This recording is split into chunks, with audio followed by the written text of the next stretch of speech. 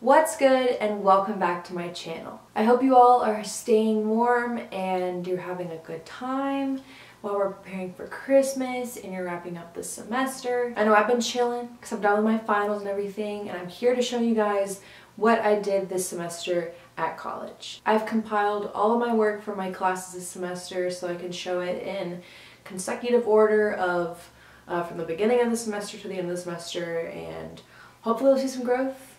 I did.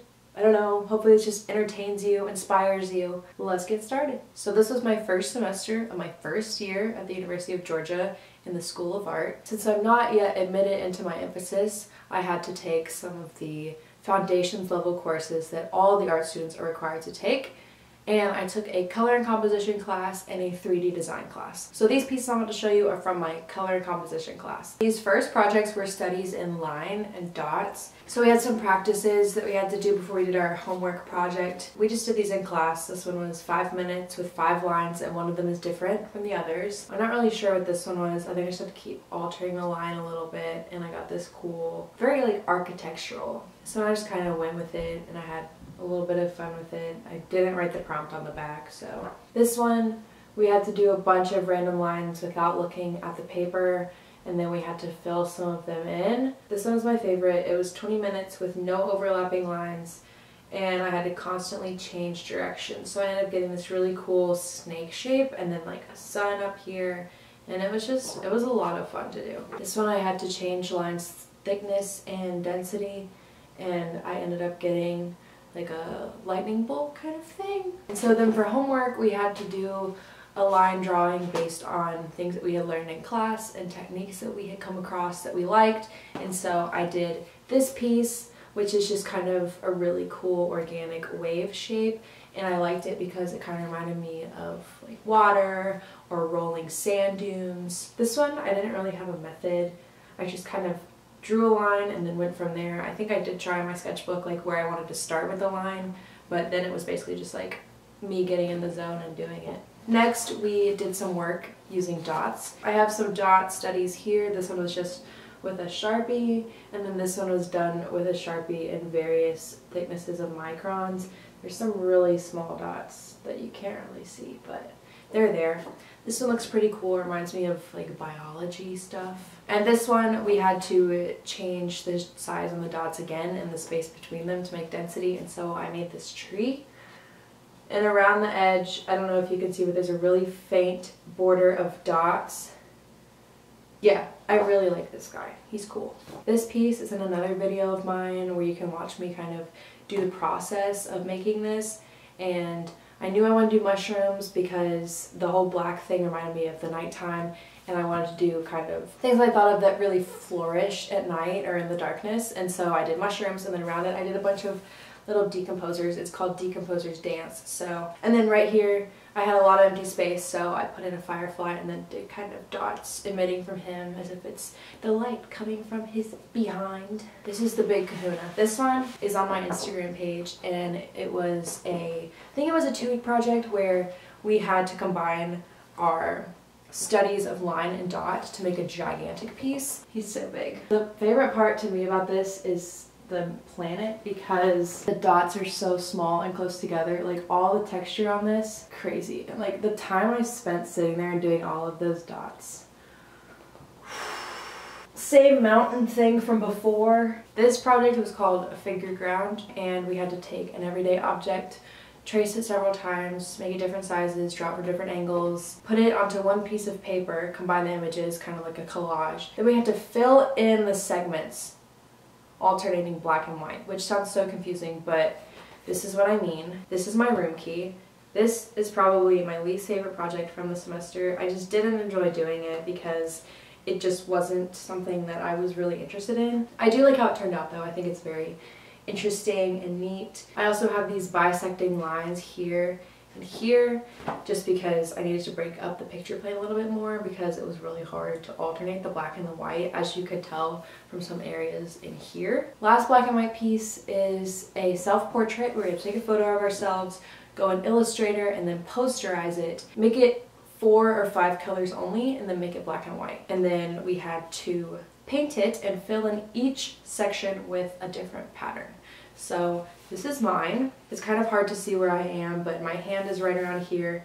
There's my eye. My other eye's in here somewhere. I'm really inspired by nature, and I really enjoyed doing the piece with all the bugs and the mushrooms, so I wanted to do something similar with the white gel pen and do some more little bugs. I did some bees. There's some hydrangeas in here. There's roses in the white section, and then in the lighter gray section there's butterflies. Next, we got into some projects revolving around color, and our first project, or little in-class practice, was we had a pack of origami there where there was 100 colors that we went out and bought, and we had to go through and make 3 color palettes. These are my color palettes. They each represent a different thing. The top one is colors for my wardrobe. The middle one is colors of the place where I spend the most time, which is my room.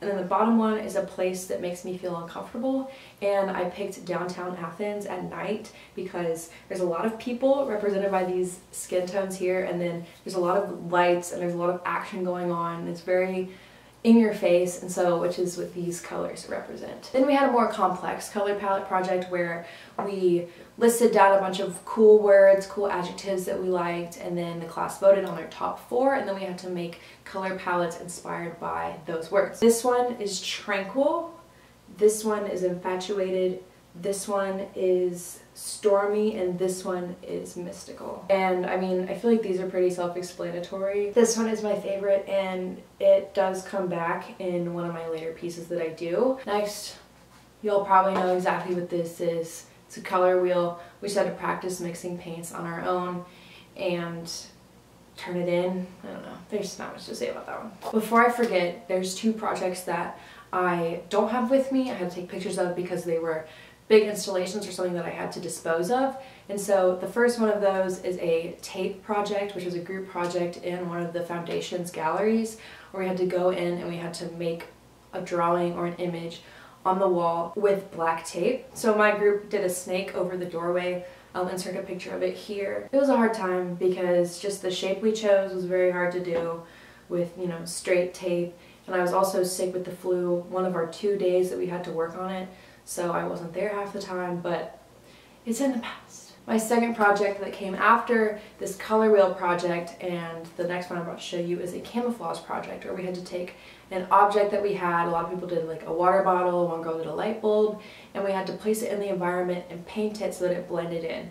And so this was right around Halloween, so I painted a little pumpkin to match a chair. I'll put a picture in here. This was very hard, especially with the light bouncing off so many different parts of the pumpkin. There was just a lot of shadows and a lot of highlights that I couldn't control, but it was very fun to do and it was relaxing to just kind of sit there. So moving on, we had to do a painting that was either monochrome, complementary colors, or split colors, I think, which is the 3 colors that are opposite each other. I don't know, in the color wheel. But I did a complementary color painting, and I did this alpaca. Obviously he's orange, the background is blue, complementary colors. The color of paints that I used for this were blue, white, orange, and black. And so from those 4 colors I mixed like the browns and everything, and I made the blue really electric. I really like how this turned out, and I haven't done animals in a while, and I had a really good time just painting his fur. Second to last project was a project that we worked on in Illustrator where we took an image and then we recolored the whole thing to a color palette that we liked. The picture that I chose was Rainbow Mountain in Peru because the photo is already really striking itself and the colors in it are really amazing for being something that's from nature, and so I want to see if I can make it even more extraordinary. This is the first one I did, and I wanted to have an adjective that went along with each one. So for this one I would say it's very apocalyptic themed with the hazy green sky and the charred ground. This one is almost nostalgic to me. It reminded me of Candyland, which is the board game. I would play it a lot when I was a kid. It also reminds me of just whenever there was a child's movie where it had a land that was just made out of candy and like cotton candy clouds. This is what that was inspired by. Like if this was a real place, this mountain would be made out of like hard candy and you could just lick it. The last one is very tranquil. This one was inspired by the palette that you saw in my previous project, and I decided to go with monochrome blues and greens, a little bit of purple in there because I find those colors just the most calming, and I wanted this to be something that someone could look at and just feel very at peace. My last project was a project involving color and telling a narrative and using multiple panels. I told the story of metamorphosis through 3 different panels. If you follow me on Instagram, I posted this. It's going to be kind of hard to show you guys all of them, but basically they would be displayed vertically. This is the beginnings panel. It's a caterpillar crawling along a little branch in front of some very lush leaves. And for this one I picked kind of a bluish green color. I didn't want a straight green that was very bright and in your face. I wanted something that was very true to the color of leaves but also had a calming aspect when you looked at it. This is the transformation panel, which is a cocoon hanging from a tree branch, and I wanted this one to feel very stark and dormant and barren. And this is the renewal panel, which is the butterfly on a butterfly bush in this very bright, energetic magenta color. And I didn't want to choose a solid red because red to me is a very angry color, and I wanted something that had that same excitement and energy as being angry but was also cheerful at the same time. This was called the Silhouette Project, and we had to go in and do our little figures and everything in black paint or black paper. That's why, you know, the butterfly, the caterpillar, the cocoon are in black, and then everything else is in color. That's it for my color and composition class. Now I'm going to tell you about my 3D design class. This class was probably my favorite class because it was just so engaging and hands-on. Our first project was in the wood shop, and we had to make a putt-putt hole. And for mine, it was a galaxy-themed putt-putt pinball hole. I'll put a picture in here. It's about 4 feet long and probably about 1.5 feet wide. You can play it. You start a little spaceship at the top. We had to go in and cut the wood ourselves, do all the measurements, sand things down, nail things together, glue things together. Like, this was a very independent project, and this was the first month of the semester we were thrown into this. Next project was the project that almost killed me. We did a project involving brazing, which is making connections in wire using an element called flux, and then a low melting point metal rod that kind of binds together the pieces of wire and makes a connection that shows up as gold. So in the picture I'm about to show you, you'll see a bunch of gold dots. That's where I had to, you know, drop that flux in, and then the metal would go in and seal it all together. For my project, I did a do not disturb sign. The assignment was to make this wire project an extension of the body that you would find useful or something that you wish you had. And for me, I was thinking, oh, you have a do not disturb button on your phone, but you don't have one in real life that stops people from coming up to you. Like, sometimes you have your headphones in, but people are still like, hey, hey. So I made this, which is a glaring do not disturb sign on top of your head. Next, we did some experimenting in casting and mold making. And so we had to make 3 different molds using our body parts and then fix them together using plaster.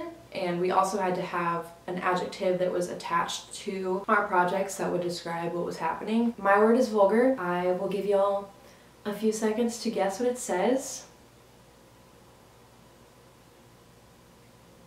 And the answer is, it says ass. I thought this was very funny because it reminded me of Greek sculpture and how attentive to detail they are, and the plaster especially has that kind of marbly look. I just thought it was funny to attach such a satirical, comical topic to something that in the past has been very classical and high-end. Now, my last project for this class was the everyday object project, where we had to take something that was very ordinary and you see every day and recreate it with a different material and then place it back in its environment. With that being said, I chose to do a bird scooter out of wire, the same wire technique that I had used on the previous wire project. And I called it a turd scooter because I couldn't resist the pun, obviously. And to me, bird scooters are just all over campus. They're very cheap. They're almost just like litter. I love this one. Out of everything I've done this semester, I think this one was my favorite. So I think that's it for this video. If you like this video, don't forget to give it a thumbs up and subscribe to my channel down below. Also check out my Instagram account because I post some artwork on there and just some really cool pics. Thanks for watching, and I'll see you next time. Peace out.